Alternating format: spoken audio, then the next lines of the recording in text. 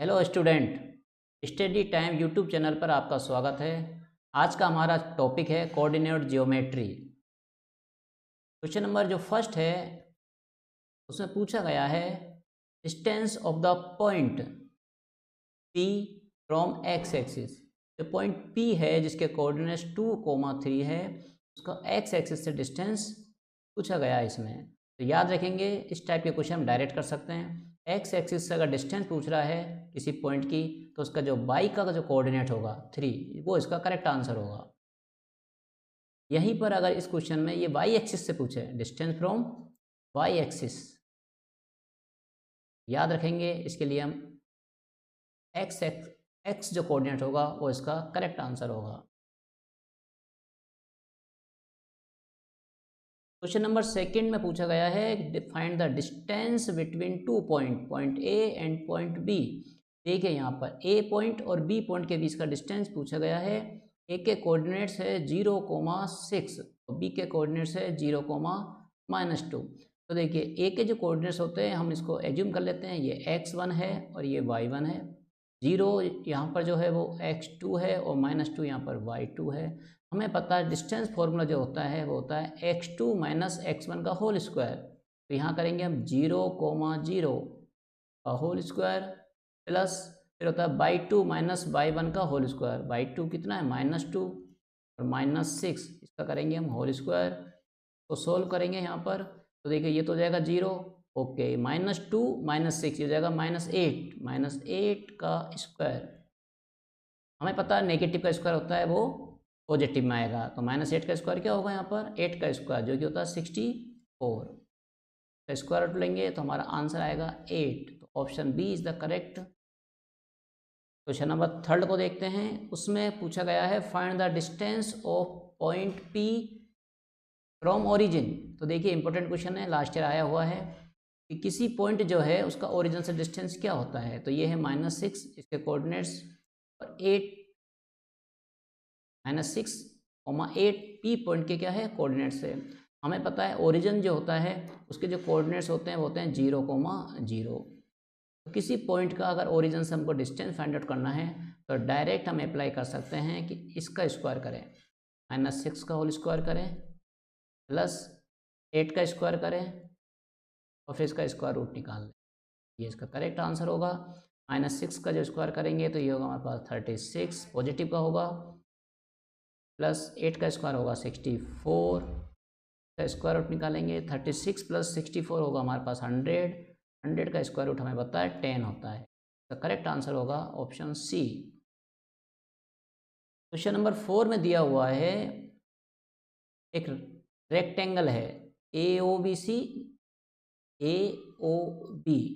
अब देखिए यहाँ पर इस क्वेश्चन में हमें सिर्फ 3 वर्टिसेस दिए हुए हैं जबकि रेक्टेंगल में 4 वर्टिसेस होते हैं।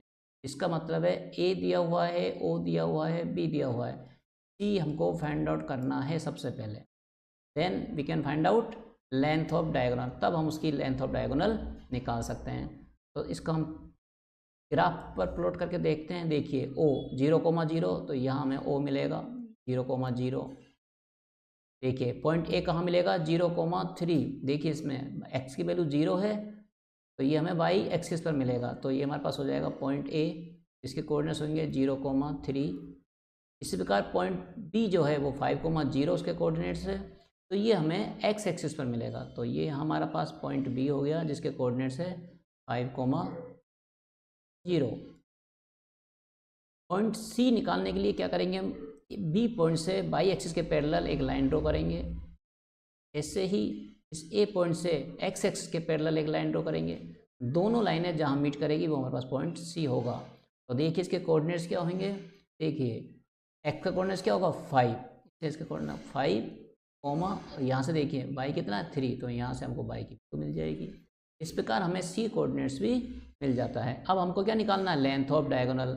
चाहे तो हम ओ सी निकाल सकते हैं, चाहे तो हम ए बी लेंथ निकाल सकते हैं। तो हम क्या करते हैं ओ सी लेंथ निकाल, ओ सी लेंथ निकालना इजी है क्योंकि ओरिजिन से अगर हमें कोई पॉइंट है और वो डिस्टेंस फाइंड आउट करनी है तो हमें पता है डायरेक्ट हम 5 का स्क्वायर करते हैं, 3 का स्क्वायर करते हैं और इसका स्क्वायर रूट निकाल लेते हैं। तो 5 का स्क्वायर प्लस 3 का स्क्वायर, तो ये हमारे पास क्या हो जाएगा 25 + 9। और स्क्वायर रूट, और ये हमें मिलेगा 34 स्क्वायर रूट ऑफ 34, जो कि ऑप्शन बी में दिया हुआ है। क्वेश्चन नंबर 5 में पूछा गया है find the perimeter of a triangle whose vertices are 0,4, 0,0 and 3,0। देखिए इसको भी हम अगर ग्राफ पे प्लॉट करते हैं तो सबसे पहले हमें 0,0 दिया हुआ है, तो हमें पता है ये ओरिजिन है इसका।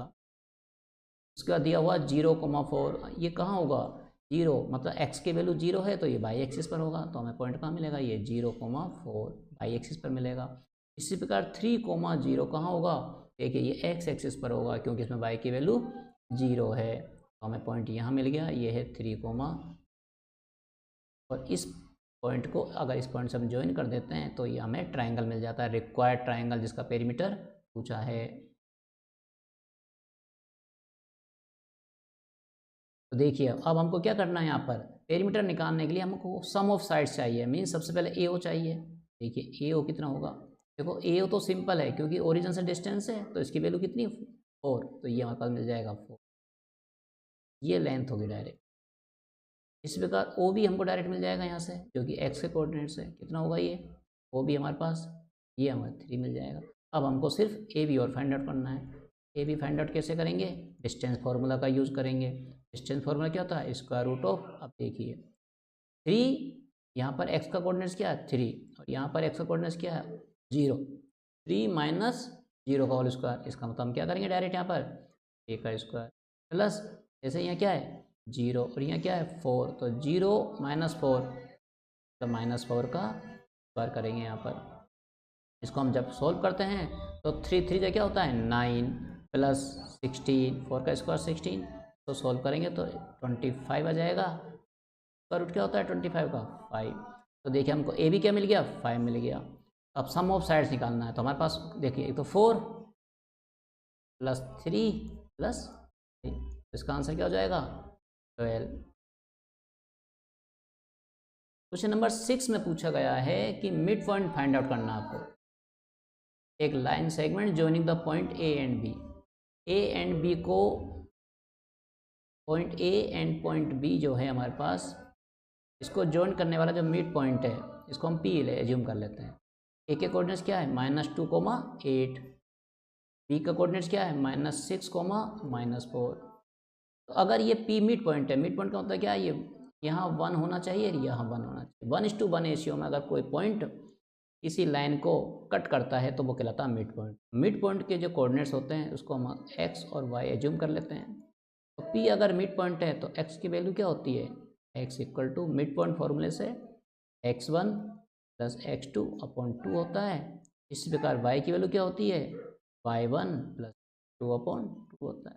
तो यहाँ से हम x की वैल्यू निकाल लेते हैं। देखिए x1 प्लस x2, x1 कितना है -6, x2 कितना है -2, हम करेंगे -6 प्लस -2 डिवाइड बाई 2, हमारे पास x कितना मिल जाएगा -6 -2 -8 अपॉन 2, ये क्या किसके इक्वल हो जाएगा, सॉरी x अपॉन 2।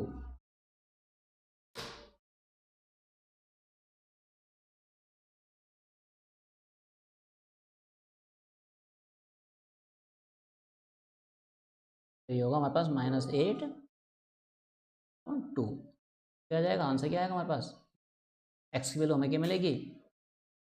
इसी प्रकार हम क्या करते हैं y की वैल्यू फाइंड आउट करते हैं। देखिए y इक्वल टू क्या होगा, y1 कितना है 8, मिले 8 प्लस y2 कितना -4, लिखेंगे डिवाइड बाय, देखिए 8 -4 कितना जाएगा 4 अपॉन कितना मिलेगा हमें, ये कैंसिल हो जाएगा, तो इसका मतलब है -4 2 हमारा आंसर होगा। याद रखेंगे x कोऑर्डिनेट्स को पहले लिखना है, y कोऑर्डिनेट्स को बाद में लिखना है।